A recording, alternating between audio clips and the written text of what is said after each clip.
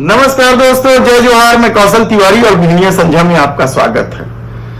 लोकसभा के चुनाव में छत्तीसगढ़ में बुरी तरीके से अपनी भद पिटवा चुकी कांग्रेस क्या अब नए सिरे से संगठन को विस्तार देगी? दीपक बैज के नेतृत्व में विधानसभा का चुनाव लड़ा और लोकसभा का चुनाव भी। दोनों ही चुनाव में दीपक बैज बुरी तरीके से असफल रहे। यहां तक कि विधानसभा में वे खुद हार गए तो लोकसभा में अपनी सीट भी नहीं बचा पाए। यानी उनकी सीट से कवासी लखमा चुनाव लड़ रहे थे जो बुरी कदर हार गए। तो क्या प्रदेश अध्यक्ष बदला जाएगा, या जो इस पूरे दौर में यानी विधानसभा चुनाव से लेकर लोकसभा चुनाव तक विलेन के रूप में चर्चित हुए हैं छत्तीसगढ़ के पूर्व मुख्यमंत्री भूपेश बघेल, क्या उनका पर कतरा जाएगा?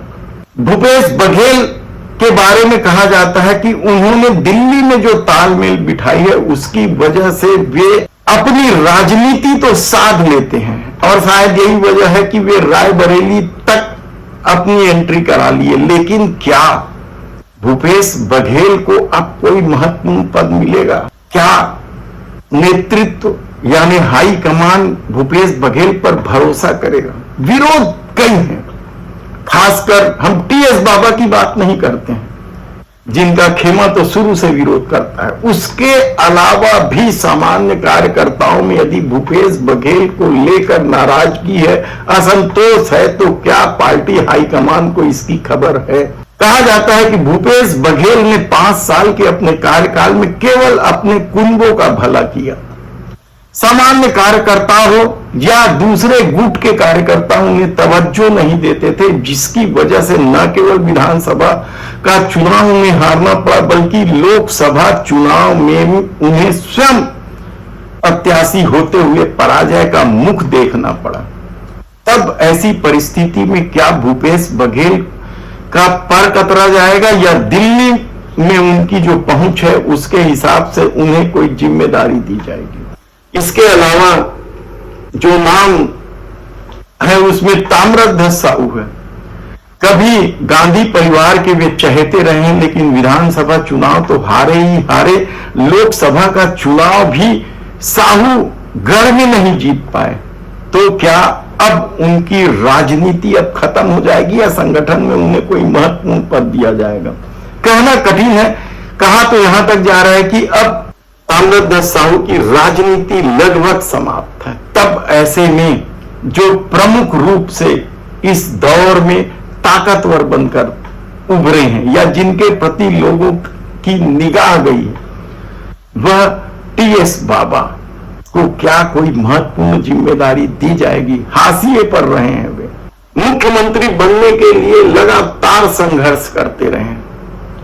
हालांकि विधानसभा का चुनाव वे हार गए, लेकिन कहा जा रहा है कि जिस तरीके से शांत रूप से वे पार्टी के लिए काम करते रहे, उसके बाद पार्टी की निगाह उस पर है और उन्हें अच्छी जिम्मेदारी दी जा सकती है। लेकिन क्या वे अब लड़ने का मादा रखते हैं, ये एक अलग सवाल है।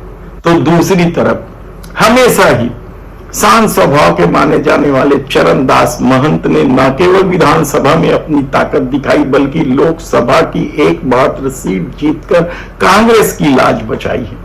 तो हालांकि उन्हें कांग्रेस ने बड़ी जिम्मेदारी दी है, वे विधानसभा के अध्यक्ष हैं। तब ऐसी परिस्थिति में क्या चरणदास महंत की अब प्रदेश की राजनीति में चलेगी? उनके समर्थकों को क्या नए सिरे से और नई नई जिम्मेदारी दी जाएगी? क्या प्रदेश अध्यक्ष यदि बदला जाएगा तो उनके हिसाब से बनाया जाएगा? हालांकि 6 महीने भी नहीं बचे हैं स्थानीय निकायों में होने वाले चुनाव को। नगर निगम, नगर पंचायत के अलावा ग्रामीण निकायों के भी चुनाव होने हैं। पंचायत, जिला पंचायत सदस्य, सरपंच, सबके चुनाव होने हैं। तो क्या चरणदास महंत की भूमिका बड़ी हो जाएगी? भूपेश सरकार के चहेते रहे मंत्रियों में से कई मंत्री चुनाव हार चुके हैं। क्या उन्हें नए सिरे से कोई जिम्मेदारी दी जाएगी? नए लोगों को मौका दिया जाएगा? क्या कुछ होगा देखने की बात है। लेकिन जो चर्चा है कांग्रेस के भीतर, उस पर भरोसा किया जाए तो न केवल भूपेश बघेल और उनके समर्थकों का पर कटना तय है, बल्कि चरणदास महंत सबसे ताकतवर नेता के रूप में उभरे हैं। ऐसे में यदि 6 महीने के भीतर स्थानीय निकायों के चुनाव होने हैं, तब क्या कांग्रेस दीपक बैज को हटाने का जोखिम उठाएगी, देखना होगा।